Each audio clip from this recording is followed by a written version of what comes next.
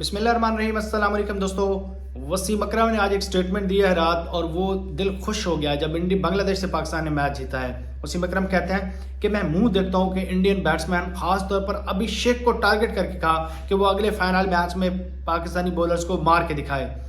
वसीम अकरम ने कहा था कि पाकिस्तानी बॉलर्स बहुत बड़ी मिस्टेक और ब्लंडर कर रहे हैं, इंडियन बैट्समैनों को रीड ही नहीं कर रहे। अभिषेक की वीकनेस आप देख ही नहीं रहे कि वो कहाँ पर बॉल्स को नहीं पिक कर पाता, कहाँ पे वो उसका स्ट्रॉन्ग जोन है। आप उसी स्ट्रॉन्ग जोन में उनको मारी जा रहे हैं, कोई अक्ल ही नहीं है बॉलर्स में।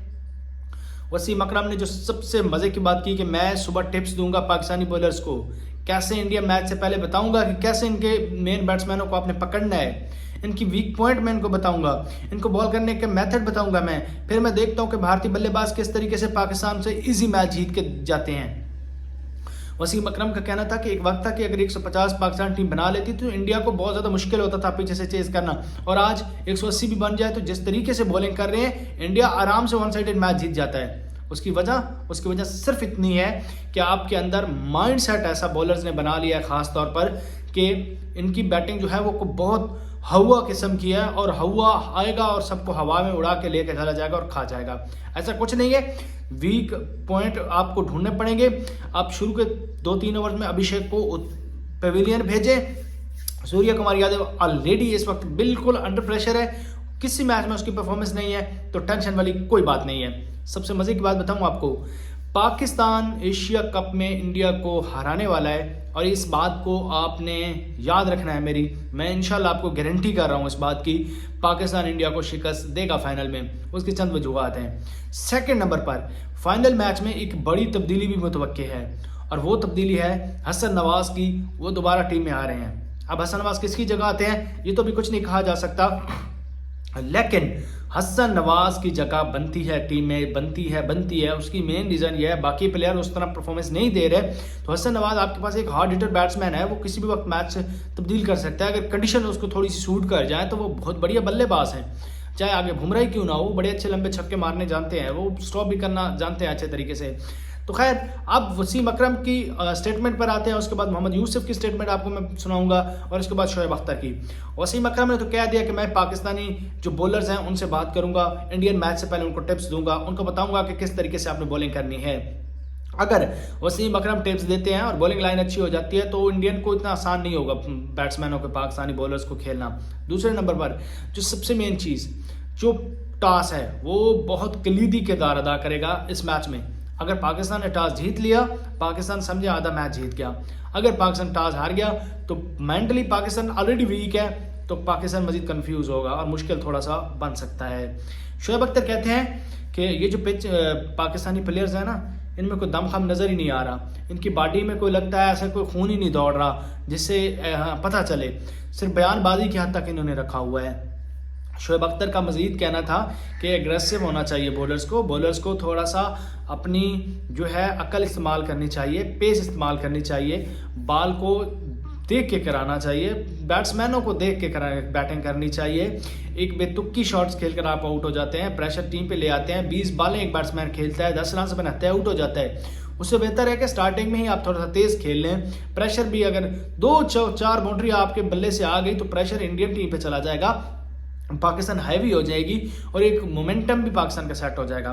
बैट्समैन आउट होता है, नेक्स्ट बैट्समैन आता है, वो सेट होने के लिए 20 रन बनाता है, 20-25 गेंदें खेलता है, 10-12 रन बनाता है, और फिर जब वो प्रेशर से निकलने के लिए शॉट्स खेलता है तो आउट हो जाता है। तो वो शुरू से ही थोड़ा सा अटैकिंग क्रिकेट खेल ले।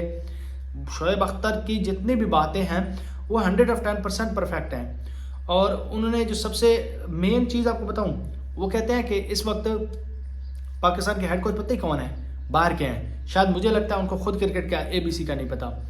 और इधर देखें अभिषेक कितना पावरफुल बैट्समैन है, उसको किसने रेडी किया है? उसको क्या, युवराज सिंह ने। युवराज सिंह कोई इंडियन क्रिकेट बोर्ड में ओहदे पे नहीं था, 2 साल वो अभिषेक शर्मा युवराज सिंह के अंडर क्रिकेट खेला है, सीखा है सारी चीज़ें।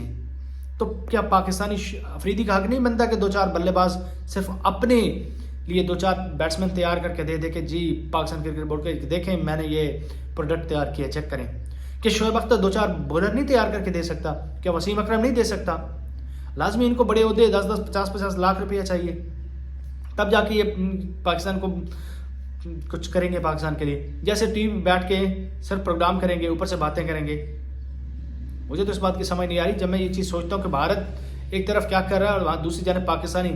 अगर पाकिस्तान मैच हारता है तो ये जो साबिक क्रिकेटर है, मैं इनकी बुराई नहीं कर रहा, ये हकीकत बयान कर रहा हूँ, ये ऐसे गला फाड़ फाड़ के उछल रहे होते हैं और ऐसे लग रहा होता है कि इनसे बड़ा जीनियस कोई नहीं है बातों वैसे भी। लेकिन कभी इन्होंने ये सोचा कि इनका भी कोई रोल होता है, लाजमी ये नहीं है कि इनको चेयरमैन बनाया जाए, सेलेक्टर बनाया जाए, कोई ओहदा दिया जाए तब जाके कुछ करेंगे।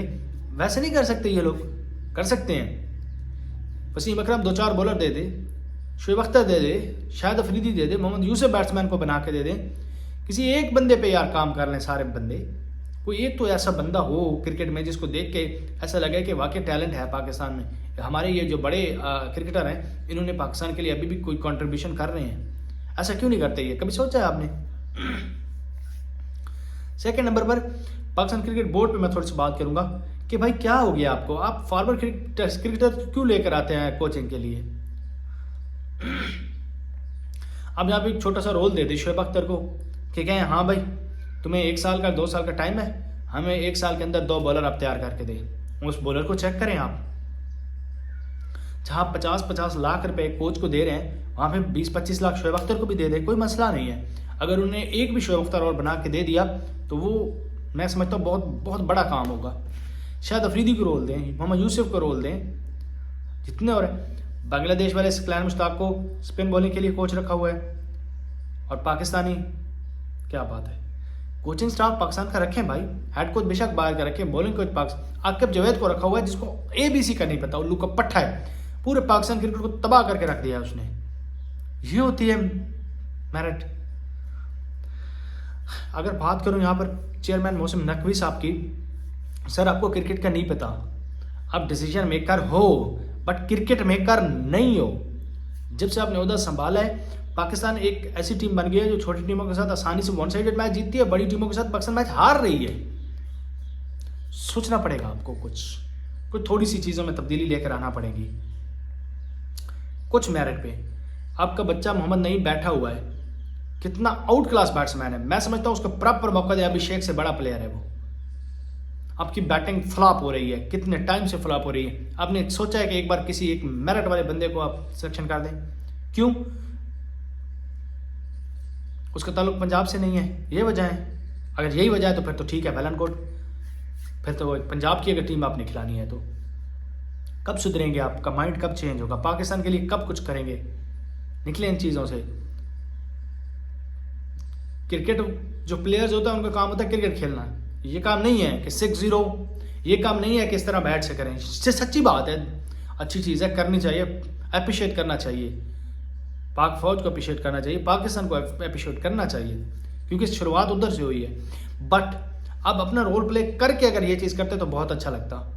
अब मैच जीतते हैं इंडिया से, हार जाए नहीं मसला, क्रिकेट है, टफ टाइम दे, फाइट करें, लड़ें, फिर आप हार जाएं, कोई मसला नहीं है भाई। अब 10 बार हार जाएं, हमारे दिल खुश होंगे कि हमारे जो नौजवान हैं वो लड़े हैं।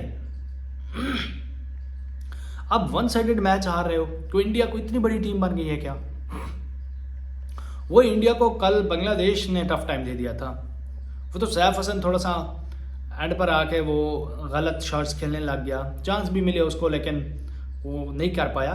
नहीं तो कुछ 40-50 रन एक प्रॉपर हॉट बैट्समैन आपका खड़ा है, हिटर बैट्समैन खड़ा है, वो भी 50 बना चुका है, और 50 से पहले ही 39 से 2 छक्के इकट्ठे लगा चुका है।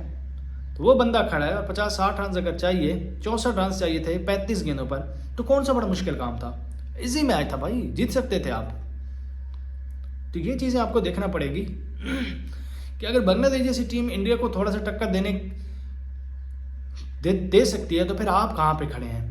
इंडियन कह रहे हैं कि हमारा पाकिस्तान से तो कोई मुकाबला ही नहीं है, वो तो टीम ही एक 3rd लेवल की टीम है, उनसे कौन सा मुकाबला है, हमने तो जीतना है।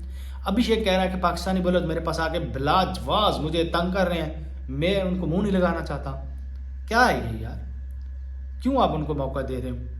आप आए, उनकी विकेटें उड़ाएं, उनको हराएं, हरा कर उन्होंने दरवाजे बंद किए हैं तो फिर आपका भी हक बनता है उसका जवाब आप क्रिकेट के मैदानों में दें।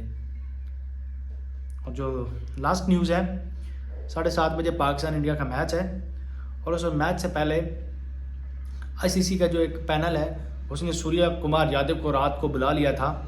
पाकिस्तान ने कंप्लेन की थी उनके अगेंस्ट कि उन्होंने क्रिकेट में सियासत को इन्वॉल्व किया है। तो उसके बाद सूर्या कुमार यादव ने अपना बयान रिकॉर्ड करवा दिया है। अब स्टेटमेंट तो नहीं आई आईसीसी की जानिब से कि क्या रिकॉर्ड करवाया और उस पर क्या एक्शन लिया जाएगा।